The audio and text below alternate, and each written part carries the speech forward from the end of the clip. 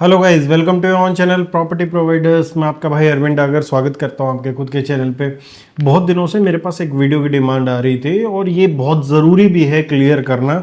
गुड़गांव में और पूरे इंडिया में बहुत सी जगह ये ट्रेंड चलता है और ये ट्रेंड में मेरा क्या स्टैंड है, साथ साथ आप लोग क्या सोचते हैं, दोनों की बातें हम लोग करेंगे। इसमें हम बिल्डर के साइड से भी बात करेंगे, क्या मेंटेनेंस चार्जेस के आज हम बात करने वाले हैं, क्या बिल्डर को क्यों रखने चाहिए और क्यों बिल्डर इन लोगों को रखना चाहता है मेंटेनेंस चार्जेस को अपने पास। दूसरी चीज़, इसमें जो ओनर्स हैं फ्लैट के, उनको क्या क्या नुकसान हो रहे हैं और क्यों लोग प्रताड़ित हो रहे हैं सिर्फ मेंटेनेंस चक्कर में। दूसरा, मेंटेनेंस चार्जेस अगर लोगों के पास चले जाते हैं तो क्यों सबसे बड़ी फाइट्स आते हैं और क्यों इसको मेंटेनेंस चार्जेस को उन लोगों के पास नहीं जाना चाहिए। इसके दोनों पक्ष हैं। अगर आप लोग किसी सोसाइटी में रह भी रहे हैं, चाहे गुड़गांव में, तो उसमें अगर 500 लोग हैं तो 500 में से आप लोगों को 50-60% कहीं पे लोग ये दिखेंगे क्या नहीं, ये मेंटेनेंस जो रहनी चाहिए वो रहनी चाहिए बिल्डर के पास, और कहीं पे भी 50-60% लोग ये भी दिखेंगे इसमें से क्या नहीं RWA के आसपास आनी चाहिए मेंटेनेंस। तो इसमें पहले तो हम लोग बात करेंगे बिल्डर्स की, बिल्डर्स कैसे इसका नाजायज फायदा उठाते हैं और बिल्डरों के पास क्यों नहीं रहनी चाहिए मेंटेनेंस चार्जेस। दूसरी बात, फिर हम लोग ये बात करेंगे क्या अगर RWA के पास शिफ्ट हो जाती है या रेजिडेंट के पास शिफ्ट हो जाती है तो उसकी क्या सबसे बड़ी दिक्कतें हैं। आप लोग जो भी व्यूअर्स हैं, अगर आप लोग दोनों पक्ष में से किसी के भी हैं तो मैं ये बात बता दूं, क्या मैं ये वीडियो बिल्कुल ट्रांसपेरेंट तरीके से बनाना चाहता हूं। जो आप लोग जो मेंटेनेंस चार्जेस अपने हाथ में भी लेना चाहते हैं, मेंटेनेंस अपने हाथ में लेना चाहते हैं, RWA का ग्रुप बना रखा आप लोगों ने, आपका RWA रजिस्टर करवाने के उसमें है और आप लोग रखना चाहते हो, तो आप लोगों के साथ सबसे बड़ी फाइट क्या आने वाली है।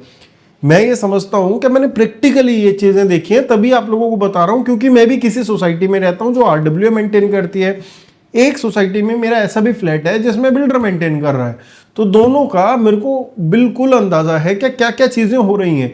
और साथ साथ में आज के दिन में जो बिल्डर्स के साथ काफी नामचीन बिल्डर है, चाहे वो सेंट्रल पार्क हो, चाहे M3M हो, चाहे ईमार हो, चाहे वो DLF हो, सब लोगों के साथ कुछ ना कुछ प्रॉब्लम्स कहीं ना कहीं चल रही हैं कि मेंटेनेंस किसके पास रहे किसके पास ना रहे।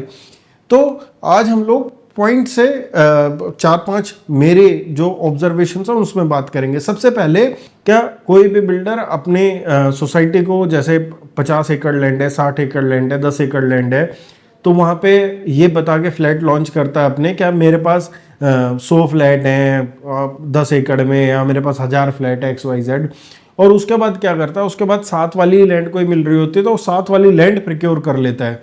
ठीक है, आपको बता के बेचा गया था वो वाली, फिर उसके बाद 7 वाली लैंड को प्रिक्योर करके बिल्डर उसमें भी फ्लैट बना लेता है। उसमें जैसे आप लोगों की सोसाइटी में तो 10 एकड़ में बना दिया उसने 1000 फ्लैट, 100 की डेंसिटी आ गई।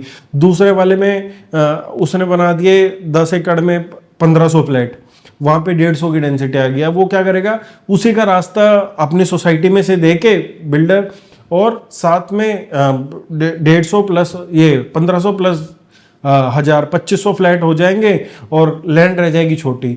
तो उस केस में क्या होता है, जो पहले लॉन्च हो रखा हुआ है प्रोजेक्ट है, जो उनसे सुपर एरिया के चार्जेस लिए जाते हैं, जो उनसे चार्ज किया गया था कि ये आपका एक्सक्लूसिव एरिया है और इसके CAM charges, common area maintenance charges आपको इतने देने पड़ेंगे।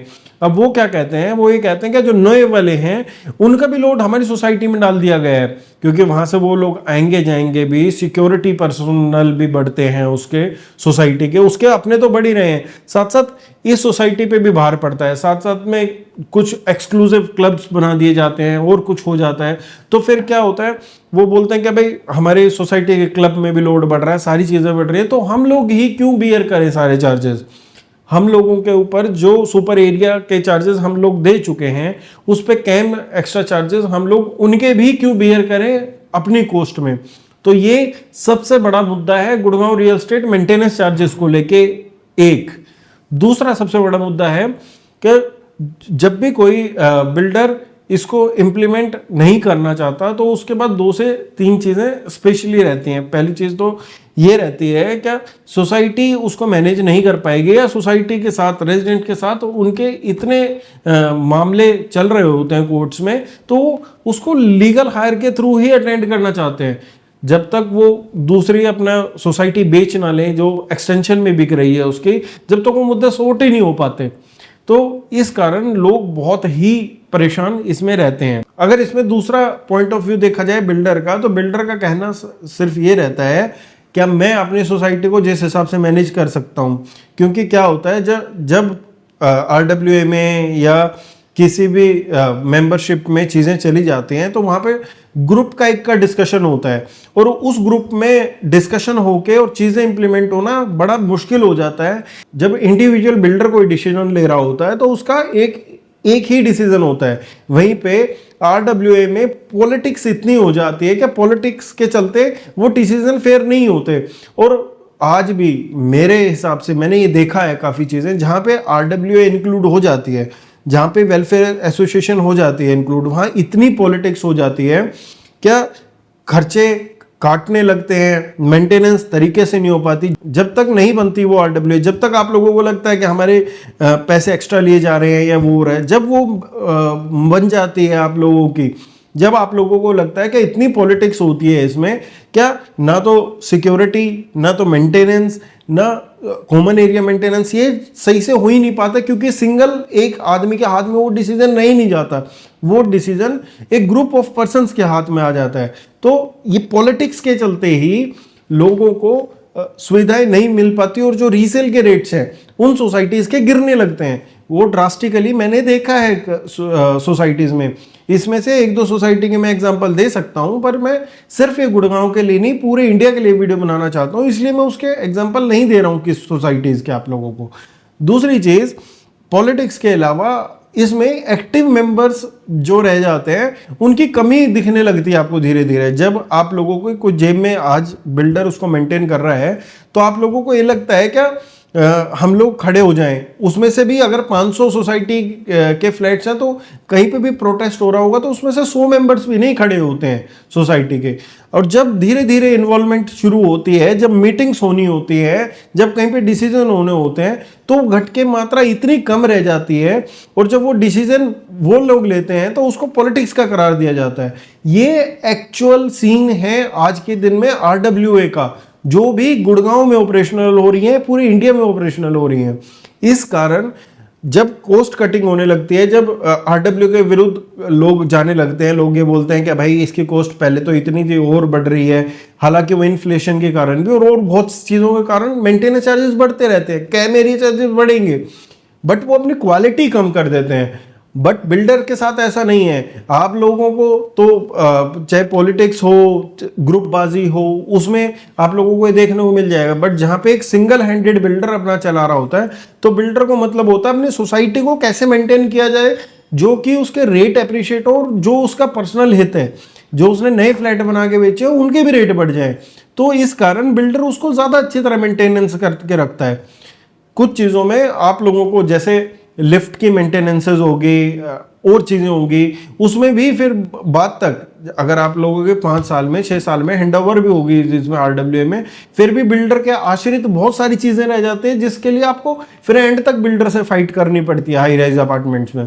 बट वहीं पे अगर बिल्डर उसमें इन्वॉल्वमेंट है लास्ट तक प्रोजेक्ट में, आज जितने भी आप प्रोजेक्ट देखेंगे जिसमें बिल्डर की मेंटेनेंस है, उसमें लोग पैसे भला हालांकि 1-2 रुपए पर स्क्वायर फीट मेंटेनेंस ज्यादा दे रहे हो, बट सोसाइटी की मेंटेनेंस भी ठीक रहती है और सारी चीजें हैं। अब आधारभूत ढांचा ही खराब हो, जहां पे आप लोगों को पता है कि मेरा अपार्टमेंट 6 टू अ कोर है, मतलब कि एक फ्लोर पे 6 फ्लैट है, और वहां पे जब आपने फ्लैट खरीदा तो आप लोगों ने देखा क्या 3 लिफ्ट है, मैं खरीद लेता हूं, तो वो आधारभूत ही खराब है आप लोगों का।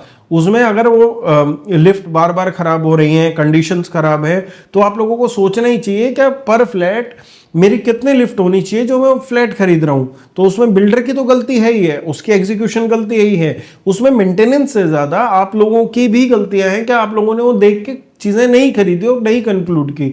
तो मेंटेनेंस चार्जेस के बारे में 2 से 3 चीजें सबसे बड़ी यही है कि जब बिल्डर को लगे क्या मेरे फेसेस लॉन्च होने हैं, या तो उसको पहले से ही क्लियर कट किया जाए। जैसे कि आज किसी सोसाइटी में 20 एकड़ में 5 टावर आ रहे हैं, तो पहले से ही प्लानिंग में दिया जाए क्या ये 5 टावर और आएंगे, इसके अलावा नहीं आएगा। और एंड टाइम तक वो अपनी होल्ड करे और उसके बाद आरडब्ल्यूए को सौंप दे, क्योंकि उसके बाद आपका इंटरेस्ट नहीं रहेगा, प्रॉपर्टी के रेट बढ़े या घटे। और अगर आप लोगों को फेसेस वाइज लॉन्च करने और आपने पहले क्लियर नहीं किया तो इसका मतलब आपकी नीयत में भी खोट है। तो ये दोनों चीज़ें हम लोगों को एक किनारे रख के और दिमाग से सोचना ही चाहिए। मुझे लगता है कि पॉलिटिक्स में फंस के कहीं हम लोगों के फ्लैट की कीमत ही कम ना रह जाए, इन चीज़ों के बारे में भी सोचना चाहिए। जहाँ तक मामला है अपने कोर्ट्स का, तो ये चीज़ें फंसी रहती हैं एंड तक, जब तक वो एक फाइनल कंक्लूजन पे ना पहुंच जाए बिल्डर और आरडब्ल्यूए ओनर्स। और आरडब्ल्यूए बनने के लिए सिर्फ एक बिल्डर की परमिशन की ज़रूरत नहीं होती, उसमें रजिस्टर्ड आरडब्ल्यूए की ज़रूरत होती है, अगर आप लोग क्लियरेंस से उसको सुलझाना चाहें। हाँ, स्टे चीज़ों पे लग सकते हैं और उस हिसाब से चीज़ें खराब हो सकती है, पर उसमें आप लोगों की सोसाइटी की वैल्यू भी आप लोगों को गिरती हुई दिखाई देगी। आज मेरे पास 60-70% लोग ऐसे हैं जो ये कहते हैं कि हमारी सोसाइटी इतनी अच्छी मैनेज है, हम लोग चाहते हैं कि 1 रुपये पर स्क्वायर फीट, 2 रुपये पर स्क्वायर फीट ज़्यादा मेंटेनेंस दे दे, पर मेंटेनेंस हमारा बिल्डर ही करे। हमारी सोसाइटी बिल्डर भी खुद मेंटेनेंस नहीं कर रहा, वो भी चाहे नाइट फ्रैंक से या आपके अबानते से या किसी से भी मेंटेनेंस करा रहा है, तो वो भी क्लियर कट बिल्स और सारी चीज़ें आती हैं। सिर्फ और सिर्फ पंगा किस चीज़ का होता है, कैम चार्जेस का, वो आपको एक्स्ट्रा बियर करने पड़ते हैं। तो मेरा यही टेक था कि बिल्डर्स अगर इस वीडियो में हैं और अगर आप बिल्डर्स के साथ ये शेयर करना चाहते हैं, तो बिल्डर्स को पहले क्लियर करना चाहिए कि इतना इतना स्क्वायर फीट एरिया मैं और लॉन्च कर रहा हूँ, और वो एंड तक आएगा।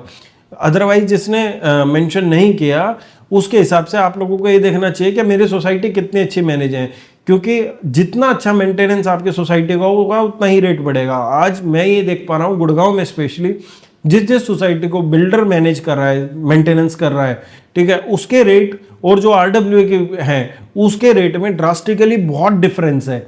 तो आप लोग भी अपना थोड़ा सा दिमाग लगाएं और चीज़ों की तरफ ध्यान से देखें। बाकी लिफ्ट की फाइट्स, सिक्योरिटी गार्ड्स की फाइट, पॉलिटिक्स और ये सब चीज़ें इतनी इन्वॉल्व हो जाती हैं आरडब्ल्यूए बनने के बाद, क्या एक्टिव मेंबर्स दिन पे दिन कम होते जाते हैं, और एक्टिव मेंबर जितने भी रह जाते हैं उसमें इतनी ग्रुपबाजी हो जाती है, क्योंकि पॉलिटिक्स जितनी छोटी होती है उतनी ही आप लोगों को निचोड़ के रख देगी, उतना ही आप लोगों के फ्लैट्स हों, अपार्टमेंट्स हो, प्लॉट्स हो, अगर मेंटेन नहीं होंगे तो आप लोगों के लिए ही ये सबसे बड़ी दिक्कत बनने वाली है। आज तो आप 2 रुपये पर स्क्वायर फीट महंगा दे रहे हो, बट जहाँ पे आप लोगों को 5,000 रुपये पर स्क्वायर फीट फ्लैट में कम होगा ना, वहाँ आप लोगों को मेजर फर्क पड़ेगा। इन 2 रुपये पर स्क्वायर फीट से आप लोगों को फर्क नहीं पड़ने वाला। तो यही मेरा टेक था। बाकी आप लोग अपने व्यूज़ कमेंट बॉक्स में लिखें और शेयर करें अपने सोसाइटी ग्रुप्स में, जहाँ पे आप लोग एक्टिवली सोच रहे हैं क्या सिर्फ और सिर्फ मुझे आरडब्ल्यूए को ही कंडक्ट करना है, आरडब्ल्यूए में देनी है। तो ये इतनी आसान चीज़ नहीं है, हम लोग फेस कर रहे हैं इस चीज़ को ऑलरेडी अपनी सोसाइटी में भी, और लोगों के रिव्यू भी ले रहा हूँ मैं एक्टिवली। 100 में से 60-70 लोग ये कहते हैं कि सोसाइटी के पास मेंबर जब तक मेंटेनेंस हो जब तक अच्छा है। आप अपनी सोसाइटी में सर्वे कर सकते हैं, आप लोगों को समझ आएगा सीन क्या है, और अपनी सोसाइटी के साथ वाले जिसमें आरडब्ल्यूए बनी हुई है उसका आप सर्वे करके देख लेना कि रेट में क्या चेंजेस आते हैं, तो आप लोगों को क्लियर होगा। उम्मीद करता हूँ वीडियो समझ आई हो। चैनल को सब्सक्राइब, वीडियो को लाइक जरूर करें। मिलते रहेंगे अगले वीडियो में। धन्यवाद।